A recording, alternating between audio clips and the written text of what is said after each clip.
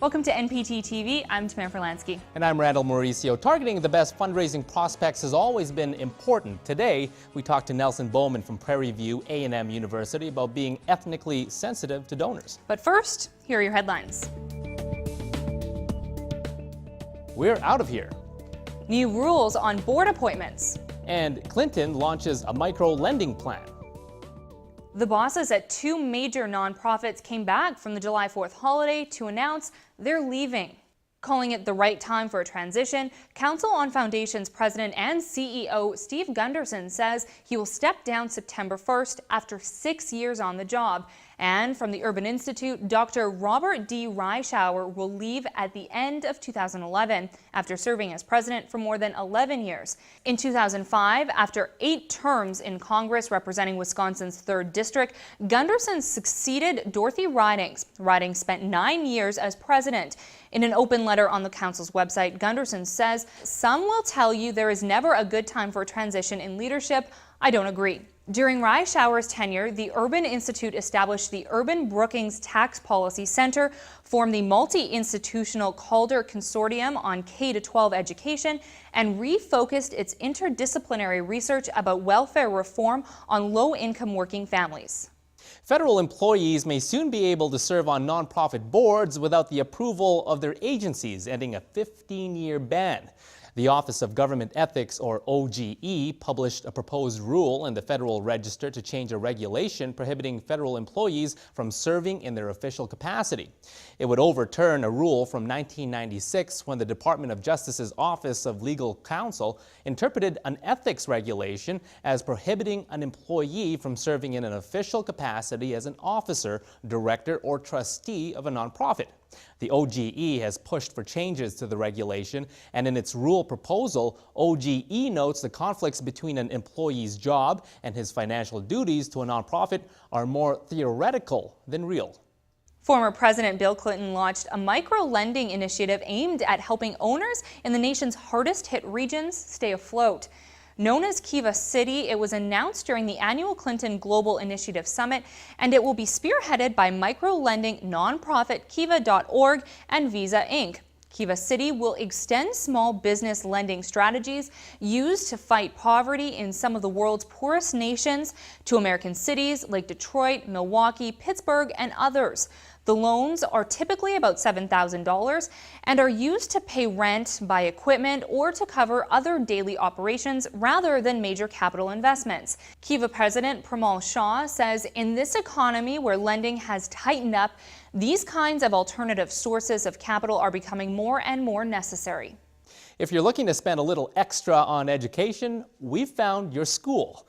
The U.S. Department of Education says in 2009-2010, Maine's Bates College was the most expensive private nonprofit college in the United States, with a price tag of $51,300. The average public university tuition was under $6,400.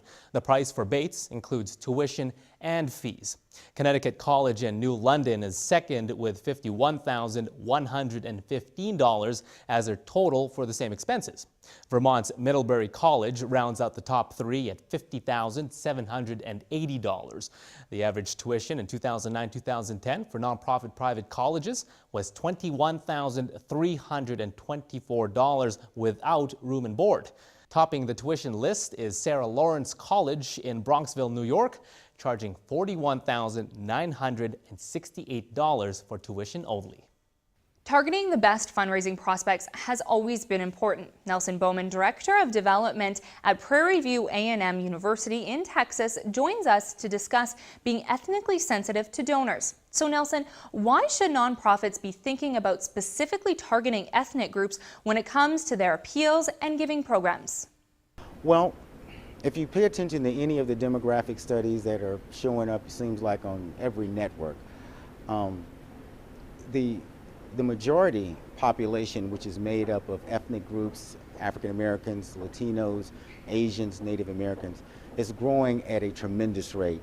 And the predictions are that by 2050, the minority populations will be the majority populations. So in terms of the nonprofit sector, and I'm in education, so that's the vantage point that I have. what we're noticing is that our populations on campuses are changing as well. So there are no more 100% predominantly white institutions. There are no more 100% historically black institutions, nor minority serving institutions. So if we want to capture, or in a lot of cases recapture, the affinity of our alumni, we've got to look at the differences or the changes in the population such that we can address those cultural groups and get them back on campus or get them back involved. How is messaging different when targeting specific ethnic groups? Well, so one of the things is that most of the fundraising how-to literature is written to garner support from the majority, and that would be white America, okay? They're viewed as the donors. Whereas with communities of color, ethnic groups, in most cases we're viewed as the recipients on the user end, okay? The consumers of philanthropy as opposed to on the supply end of which. So the understanding our philanthropy, understanding our motivations has a lot to do with understanding our history. So you cannot use the same cookie cutter approach, because in a lot of cases our philanthropic giving takes on a whole different meaning, a whole different significance, has a whole different origin than what you would normally think of in terms of garnering support from a constituent group. So you have to look a little deeper, go beyond just the average message that you would for these groups that are not your typical donors. To watch our full interview with Nelson, just click on the banner right below this video player. And start making plans to be in Seattle September 18th to the 20th for the Risk Management Finance Summit held by the Nonprofit Risk Management Center. Go to www.nonprofitrisk.org for more details. Before you go, here's a few chances to win some things. Go to nptimes.com/salary/survey and fill out the questionnaire for a chance to win 500 big ones.